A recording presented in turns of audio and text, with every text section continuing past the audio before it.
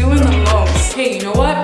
2020 summer, y'all, that's my year for the streets. I'm gonna be going on some type of plane, y'all, and I don't know how 2020 panned out. Like, I'm going on this vacation, whether I'm going by myself, whether I'm going with the angels in the sky, whether I'm going with somebody else, but it doesn't matter who's coming, I'm going on this plane. And my fiance said no. He said no, y'all. He said absolutely not. Welcome back to my YouTube channel. My name is Natanya. I'm a business coach and digital marketer, but we are still in the wedding vlog series. So that's what the next few videos are going to be looking like. If you are completely brand new to my channel, welcome officially. Be sure to hit that subscribe button. Also hit the bell notification so you know when I upload my next video. And if you are a regular watcher here, welcome back again. As I said, I'm going to be making a lot more videos about wedding planning and a panorama, y'all. It has been such a wild journey for the past, I would say, few months that me and my fiance have been on, of planning a wedding, being engaged, taking that next step of officially being married.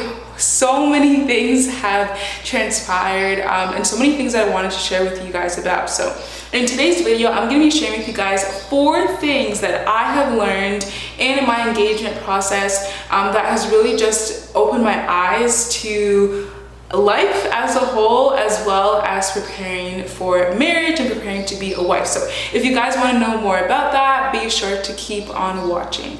So I've been engaged for 8 months now. I got engaged last year, July, and now it's April. So it's been about 9 months that I have learned a whole bunch of stuff. So the very first thing that I want to say is when you are getting engaged and you're being proposed to and you're taking that next step within your relationship, you know, becoming a fiance will be one of the biggest milestones of your entire life. Preparing and planning a wedding is such an exciting and fun time, and you and your fiance are literally going to be at 100.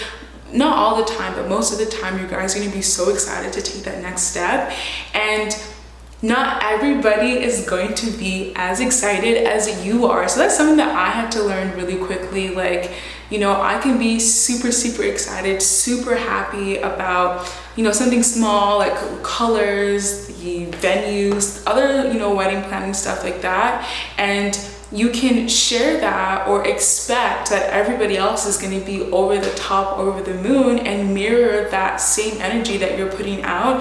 And I just want to remind you, like, and encourage you that even if that's not the reaction that you expected, you still have to be happy for yourself. You still have to celebrate yourself in spite of people who are not happy for you, people who are jealous, people who don't even care for your big day. Like, we have to come to terms that, like, yes, people are excited that you're getting married, but not everybody's genuinely excited. And that's just what it is. And you really have to be aware of that fact and not go into celebrating exciting things and be naive. Same thing when it happens when you launch a business, when you get a promotion, when you have a baby, when you get married, when you buy a new car, a new home.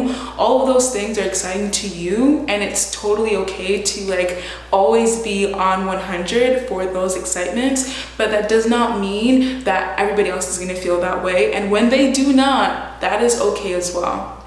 Something that I really, like, I heard that, like, my sister was engaged a couple years ago, so I saw that firsthand.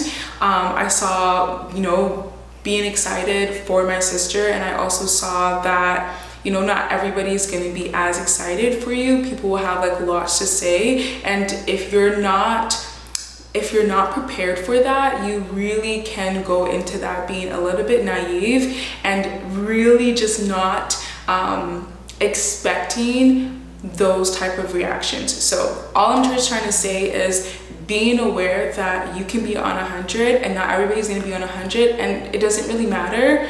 But don't be discouraged that other people really do not care for your special day, because at the end of the day, it's your special day, and it is a really huge milestone that you're celebrating within your life, within your fiance's life, and it's such an awesome opportunity to take that next step and be married. So do not worry or focus so much on what other people have to say or other people's expectations or other people's reactions, okay? And that leads me into like the next point is you have to be happy for yourself, as well as you and your fiance have to find ways to being excited, especially if you are planning a wedding during a pandemic, y'all.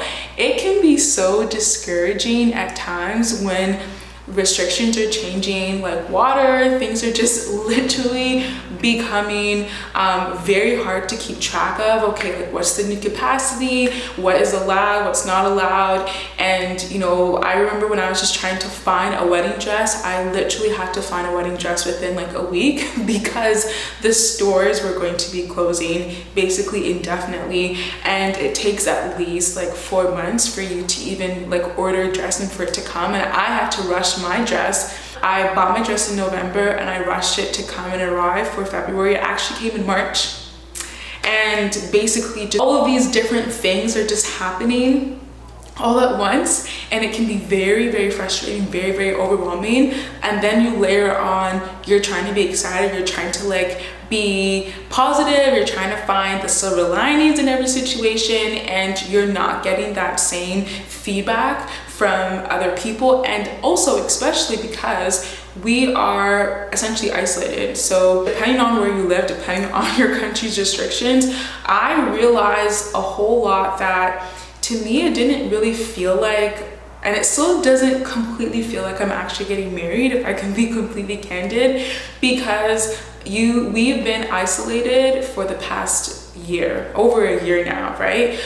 We've been especially isolated during one of the biggest milestones of our lives. So not being able to connect and hang out with family and to have your family celebrate you in the way that we traditionally see also layers on everything. Like, I'm laughing now because I'm so glad that we're finally in the home stretch and we're out of it. But I remember when my fiance proposed to me, I was so excited, but then it's like my family and then his family can't even technically like celebrate the way that we wanted to, because we're supposed to be staying in our own homes and social distancing and all of that great stuff. So it is a different season. It's a different season, and planning a wedding, getting married is already challenging in of itself. But then when you add on social isolation, you're not able to have the bridal shower that you want, or the engagement dinner, the wedding rehearsal that you wanted. You're not able to have a wedding shower like how you originally planned it to be. That is one thing. Then the expectations, then social distancing, then everything else that comes with wedding planning, like money, which is still an important thing, because it's so hard to plan a wedding on a budget when things literally change by the week, y'all. Things literally change every few days. So it's like, okay, are we having a big wedding? Are we having a small wedding? If we're having a small wedding, how do we downsize on the decor, as well as how do we get back deposits if it's possible? So it is such a stressful time. Okay, it is such a stressful time. So my second point is really create intentional space for you and your fiance to hang out and to have date nights. However you want to do it, if it's going to be through Zoom, if it's going to be through FaceTime, if it's going to be in person in a car. Me and my fiance, we literally did that because we needed a break from wedding planning. We needed a break from the stresses of the pandemic and planning a wedding and doing prenatal counseling and, you know, all of those other extra layers that I talked about. You're going to have to create intentional space for all of those outside stuff does not completely influence and impact your ongoing and current relationship. You know, there's a wedding that's going to be happening in a few days, as well as outside of this wedding, outside of the ceremony, I'm still gonna be living with this person for the rest of my life until death does us part.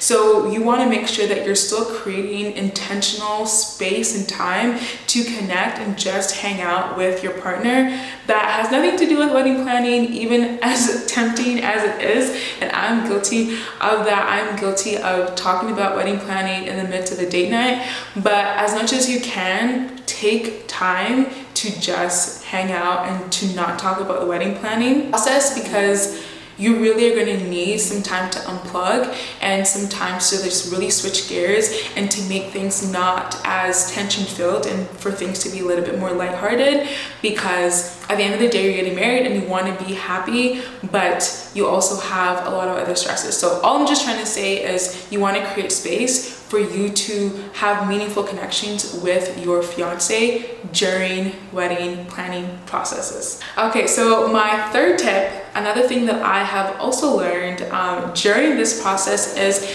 you have to be honest with yourself and understand what type of wife, what type of partner, what type of spouse you are going to be to this other person. I've learned very quickly, y'all, that it is not about what type of spouse they're going to be, but it's really about what type of spouse and partner and what type of wife do I want to be to my fiance. And that's something that I really think about time to time, really creating that intentional space to be reflective and to ask myself, what type of wife do I want to be? And for me, we're faith-based, so we really go back to the Bible and what the Bible has to say about being a wife, as well as, you know, what certain characteristics and traits do I want to embody, as well as what works best for my fiance slash husband to be. So really being honest with yourself, like what are things that you really need to work on? Also, what are things that you can improve on? What are some things that you can do in your singlehood, and what are things that you cannot do when you are married, y'all? Let me share a story with you. So I am for the streets, y'all. I am for the streets. I love being like outside. I love going to events. I wouldn't say I'm an ambivert. I am not totally an extrovert. I'm not completely an introvert, but I'm a mixture of both. But I do thrive with like being outside. So for the past 2 years, it has been within my heart, y'all, to travel. Okay, it has been my heart's dream to travel to either another country, if not another province, something. I wanna go on a plane and I want to hear my luggage going clickety clack as I pull it through the Pearson airport. Like, that is something that I've been trying to do for the past 2 years. So what I've been trying to do is, 2 years ago I tried to do it, but honestly, y'all, finances just wasn't there at the time for me to be able to travel. So I decided that I'm going to like really build up my business and then wait a year, and then I'll be able to go in the summer. So what had happened was, when I wanted to go, all of my school, my nursing friends, they were going on a trip in like December for like 2 weeks. I think it was like to Cuba or the Dominican. And I wasn't able to go because I was still working for the university that I went to. So I wasn't able to go to the trip. So I was okay, you know what? 2020 summer, y'all, that's my year. I'm for the streets. I'm gonna be going on some type of plane, y'all. And we all know how 2020 panned out. On top of that, we didn't quite know still how it all was gonna pan out. So in my heart, y'all, I was still gonna be going on some type of plane. I had my ticket in my mind. I had all my bathing suits mapped out. Like, guys, like, I'm going on this vacation, whether I'm going by myself, whether I'm going with the angels in the sky, whether I'm going with somebody else, but it doesn't matter who's coming, I'm going on this plane. And my fiance said no. He said no, y'all. He said absolutely not. He said no, and simply because he doesn't want me to travel on my own. And I understand, you know, as a man, your job is to provide and protect. So I understand his concerns, but homegirl wasn't hearing it. I said no, right? I am going on this trip. If he would like to come, obviously he wouldn't be able to come, but I don't know how it's gonna happen, but I'm going on this trip. Whether you want to take a drone, like, y'all, I was coming up with all of these ideas because my heart was deep rooted and dead set on me being able to go to this trip, wherever this trip was going to take place. I was looking at Mexico, Tulum, but I was going to go, and he said no. And it was in those moments where I was like, you know what, like, you're going to be married soon. You cannot pick up your belongings and just hop on a plane. You cannot do that. As much as you've been wanting to do that for the past couple years, and technically as a single woman, as long as I'm not married, technically I still can, but I still am honoring his headship, his leadership. I'm still honoring his direction. Sometimes it kind of goes down. Sometimes it kind of goes down with a little bit of, you know, on my last tooth, my last straw, like, you know, but at the end of the day, my point is, things that you want to do as a single woman may not necessarily carry out in your engagement / you being married, okay? And that is a reality that took me a long time to come to terms with, if I can be completely candid, because there's a resistance of you trying to be independent and you keep maintaining that independence while you're also becoming one with somebody else. So no, I cannot just pick up and go on a, like, I can, legally I can, I'm not married, so I can do whatever I want, but you know, that's my friend, right? And if he's saying no, he doesn't want me to go on my own for good reasons, he's not being controlling, he's looking at my best interest, then you, like, for me, I was like, you know what, you have a point. I won't go on my own, but come honeymoon time and every year after that, we're going somewhere. We will save and to ensure that we have enough money, because I have not been on a plane for so many years, and that's a value of mine. So I am able to talk that out with my fiance, and we've revisited this conversation multiple times, but that just comes to show that there are certain things that you really have to check yourself.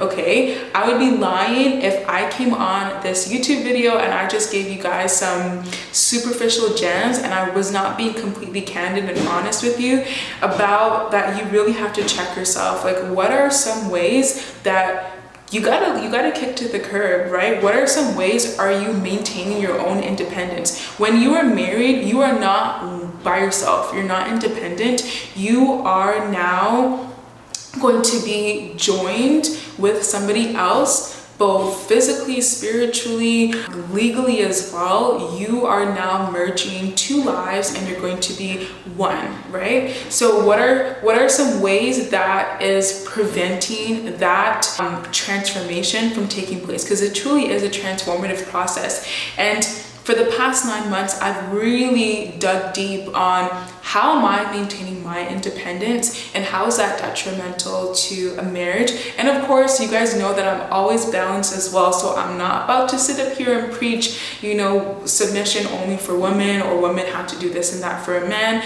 but he has done that as well. So he has dug deep and found different ways on how he is maintaining his independence as well and how that's not beneficial for a marriage as well. And we've now come together and we talk about and we communicate, okay, what are values that still coincide with our independence, that make up who we are and that shape our identity, as well as what are certain values that are rooted in selfishness, that are not rooted in submission. So really having these honest conversations, we're able to voice both of our concerns. So he doesn't want me to travel alone. The compromise is both of us are getting on a plane and we are doing the absolute most whenever we do travel. All right, so another completely honest thing that I have learned in this engagement process is how important it is to protect your future marriage as well as your current relationship. So everything that you're doing right now is in preparation for your marriage,